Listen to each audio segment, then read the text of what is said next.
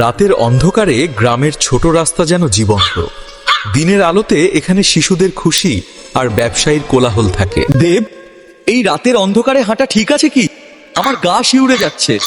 ভয় নেই অরূপ, কি কি শব্দ হলো? শুধু পাতা নড়ছে, চিন্তা করো না। ভয় নেই, অন্ধকার মানেই ভয় নয়। এগিয়ে চল, সবকিছু যৌক্তিকভাবে দেখ। রাস্তায় পৌঁছে তারা দেখল কয়েকজন মানুষ মৃতদেহ বহন করছে। অন্ধকারে চোখে পড়ল কালো চাদর পরা এক মহিলা, যে মন্ত্রপাঠ করছে। এটা কি সম্ভব?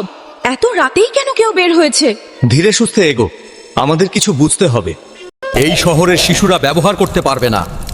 আমার সাহস এবং বিশ্বাসের সামনে তোর জাদু হেরে যাবে। রুদ্রাক্ষের মালা দিয়ে দেব তান্ত্রিক মহিলার জাদু ভেঙে দেয়। ধীরে ধীরে তার শক্তি কমতে শুরু করতে থাকে। দেব, আমরা বেঁচে গেলাম। সাহস আর ভালোবাসাই হলো আসল শক্তি। ভয় কখনো ভালোবাসার কাছে টিকতে পারে না। রাত গভীর, আরো এক দেহ শ্মশানে নিয়ে যাওয়া হচ্ছে। দেব আর অরূপ থেমে যায়। আমার ভাইয়ের মতো সবাইকে রক্ষা করব। দেব, এবারে কি আমরা একা পারবো?